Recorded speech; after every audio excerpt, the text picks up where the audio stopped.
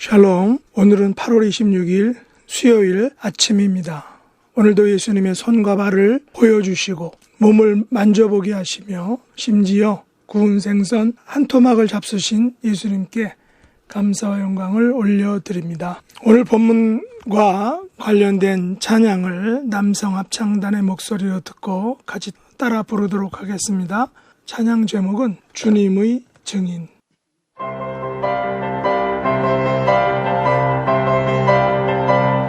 우리는 모두 다 주님의 증인, 땅 끝까지 이르러 주복음 전하세. 우리는 모두 다 주님의 증인, 땅 끝까지 이르러 주복음 전하세. 십자가 지신 고난의 증인, 사망과 죄 이기고 사신 부활의 증인, 다시 오신 약속하신 재림의 증인, 땅 끝까지 이르러 주님 전하세.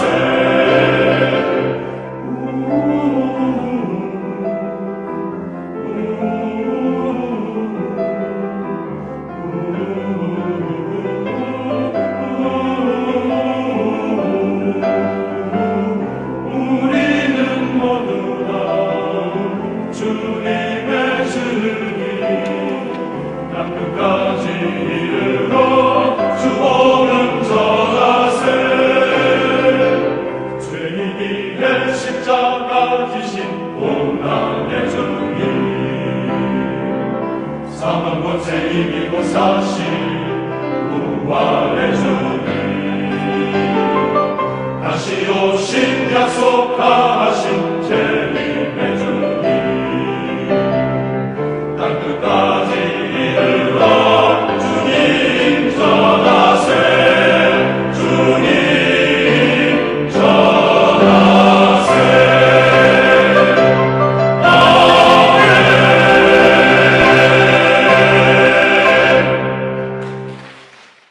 오늘 합심기도 제목은 첫째, 오늘도 가정과 직장과 교회에서 예수님의 증인의 삶을 살게 해달라고. 두 번째는 우리의 죄들을 긍휼히 여겨주시며 미국에는 산불, 또 한국에는 홍수 피해, 또 그리고 여러 가지 부동산과 경제적인 그런 문제로부터 속히 안정시켜달라고.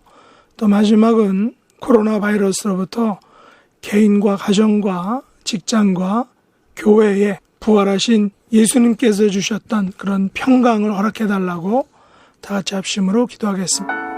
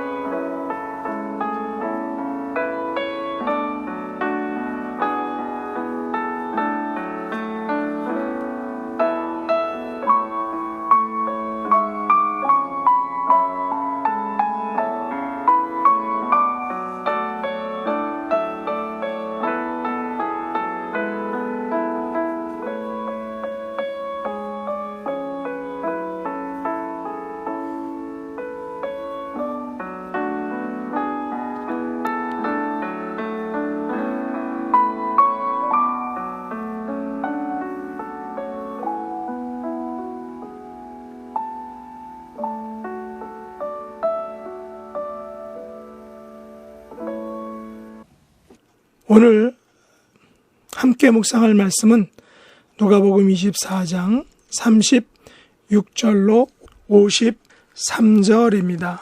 36절, 이 말씀을 할 때 예수께서 친히 그들 가운데 서서 이르시되 너희에게 평강이 있을지어다 하시니 그들이 놀라고 무서워하여 그 보는 것을 영으로 생각하는지라. 예수께서 이르시되 어찌하여 두려워하며 어찌하여 마음에 의심이 일어나느냐. 내 손과 발을 보고 나인 줄 알라. 또 나를 만져보라. 영은 살과 뼈가 없으되 너희 보는 바와 같이 나는 있느니라. 이 말씀을 하시고 손과 발을 보이시나 그들이 너무 기쁨으로 아직도 믿지 못하고 놀랍게 여길 때에 이르시되 여기 무슨 먹을 것이 있느냐 하시니 이에 구운 생선 한 토막을 드리니 받으사 그 앞에서 잡수시더라. 또 이르시되 내가 너희와 함께 있을 때에 너희에게 말한 바 곧 모세의 율법과 선지자의 글과 시편에 나를 가리켜 기록된 모든 것이 이루어져야 하리라 한 말이 이것이라 하시고 이에 그들의 마음을 열어 성경을 깨닫게 하시고 또 이르시되 이같이 그리스도가 고난을 받고 제3일에 죽은 자 가운데서 살아날 것과 또 그의 이름으로 죄사함을 받게 하는 회개가 예루살렘에서 시작하여 모든 족속에게 전파될 것이 기록되었으니 너희는 이 모든 일의 증인이라. 볼지어다 내가 내 아버지께서 약속하신 것을 너희에게 보내리니 너희는 위로부터 능력으로 입혀질 때까지 이 성에 머물라 하시니라. 예수께서 그들을 데리고 베다니 앞까지 나가사 손을 들어 그들에게 축복하시더니 축복하실 때 그들을 떠나 하늘로 올려지시니 그들이 그에게 경배하고 큰 기쁨으로 예루살렘에 돌아가 늘 성전에서 하나님을 찬송하니라. 아멘. 오늘 말씀의 제목은 이 모든 일의 증인입니다. 누가복음 24장은 이제 누가복음 마지막 장이죠. 예수님의 부활과 엠마오 길의 두 제자 사건, 그리고 오늘 본문의 예수님의 마지막 당부와 승천이 기록되어 있습니다. 예전에 부활과 또 엠마오 두 제자 사건은 부활절날 이미 설교를 했기 때문에 오늘은 예수님의 마지막 당부와 승천이 기록되어 있는 본문을 묵상하도록 하겠습니다. 마가복음에 의하면 예수님께서는 11제자가 음식 먹을 때 나타나셨다라고 합니다. 마가복음에는 그들의 믿음 없는 것과 마음이 완악한 것을 꾸짖으셨다고 합니다. 왜냐하면 예수님께서 살아난 것을 본 자들의 말을 믿지 않았기 때문입니다. 오늘 보면 37절에서도 그들이 놀라고 무서워하여 그 보는 것을 영으로 생각했다고 합니다. 그래서 예수님께서 어찌하여 두려워하며 어찌하여 마음에 의심이 일어나느냐라고 책망하십니다. 그러나 오늘 본문에는 예수님께서 부활의 증거를 보여주시고 자상하게 그 부활하신 모습을 설명해 주고 계십니다. 우선 예수님은 손과 발을 보여주십니다. 그리고 당신의 몸을 만져보게 하십니다. 부활하신 예수님은 살과 뼈가 있는 몸이라고 하십니다. 제자들은 예수님의 살과 뼈를 보고 만져보았습니다. 41절에 보면 너무 기뻐서인지 몰라도 아직도 믿지 못하고 놀랍게 여겼다라고 말하죠. 사람이 이게 충분히 있을 수 있는 상황이라고 생각합니다. 사람이 너무 놀라거나 상상 밖의 것을 보면 얼이 빠질 수 있기 때문입니다. 그러자 예수님께서는 먹을 것이 있느냐라고 물으시고 구운 생선 한 토막을 받아서 그 즉석에서 드셨습니다. 우리는 본문에서 예수님의 설득의 법칙, 설득의 능력을 보게 됩니다.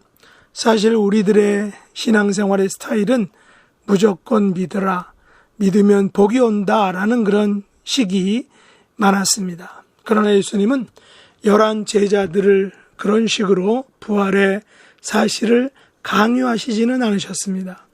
천천히 하나부터 10까지 설명하시고 보여주시고 만지게 하시고 직접 생선을 드시며 제자들을 설득하셨습니다. 물론 우리는 믿음의 방식과 스타일을 일률적으로 이것이라고 말할 수는 없습니다. 믿음의 방식은 사람마다 다르고 시대마다 다르고 또 역사하는 모습도 다르기 때문입니다. 어떤 사람은 보지 않고도 믿어지고 어떤 사람은 보아야 믿어지기 때문입니다.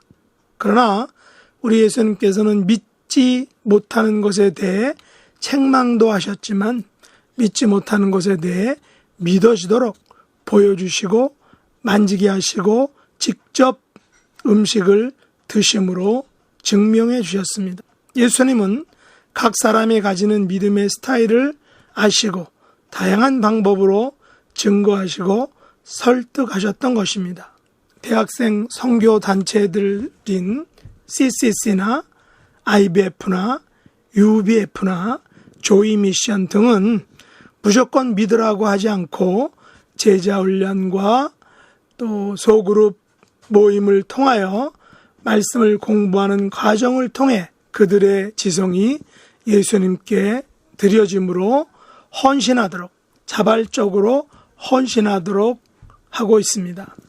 44절 이하에서 예수님께서는 더 나아가서 구약의 예언들을 언급하시며 복음의 비밀, 다시 말해서 예수 그리스도의 십자가와 구원 사건을 설명하십니다.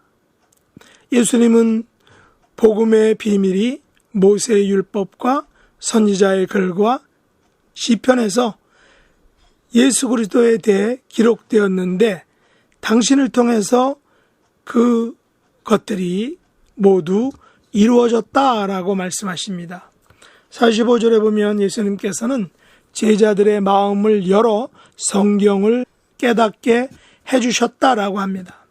앞 구절인 27절에 보면 예수님께서 모세와 모든 선지자의 글로 시작하여 모든 성경에 쓴 바 자기에 관한 것을 엠마오로 가는 두 제자에게 아주 자세히 성경을 열어서 설명해 주셨습니다. 한국 기독교 역사에서 어떻게 한국의 기독교가 이처럼 급속히 확산되고 이처럼 초고속의 교회와 성도가 급격히 증가했느냐라는 그 문제에 대해서 기독교 역사가들은 복음이 들어오기 전에 성경 번역을 통하여 성경이 먼저 들어왔기 때문이라고 이렇게 이야기하고 있습니다. 한국 기독교 역사에서 한국말로 된 성경을 최초로 번역한 사람이 이수정, 한국 사람이었다는 것입니다. 세계 선교사에서 대부분 미 전도 종족들은 선교사가 먼저 가서 때로는 그곳에 가는 과정에서 순교를 당하고 또 그것이 계기가 돼서 복음의 문이 조금씩 열리면 그제서야 그 종족의 언어로 아주 오랜 기간에 걸쳐서 성경을 번역합니다. 그러나 한국은 복음이 들어오기 전에 성경책이 한국 사람에 의해서 먼저 번역되어서 복음과 함께 들어와서 복음의 전파 속도가 매우 빨랐다라는 사실입니다. 요즘 코로나로 인하여 교회에서 소그룹 모임과 성경 공부 모임, 이런 교제의 그런 모임들이 이루어지지 못하는 것은 매우 안타까운 일입니다. 물론 인터넷이나 유튜브 같은 SNS를 통하여 복음이 전파되지만 복음의 역동성과 다이나믹은 상호 만남과 그룹 모임을 통해서 지금까지 활발하게 이루어졌던 것을 볼 수 있습니다. 코로나 이후에 복음 전파에 대해서 우리는 보다 효과적인 복음 전파의 방법을 연구하고 또 다른 방법이 있는지를 우리가 찾아보아야 할 것입니다.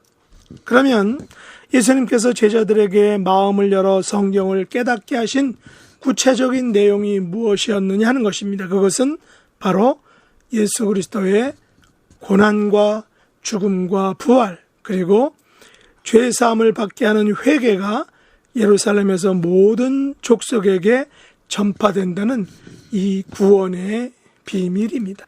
그리고 제자들과 저와 여러분은 바로 이 구원의 비밀에 대해 증인인 것입니다. 여기서 증인이라는 말은 법정 용어로 목격자를 의미합니다. 그러면 목격자의 조건이 무엇입니까? 요한복음 15장 27절에 보면 너희도 처음부터 나와 함께 있었으므로 증언하느니라 라고 예수님께서 말씀하셨습니다. 당시에 모인 11 제자들에게 하신 말씀이지만 오늘날 저와 여러분에게도 적용되는 말씀입니다.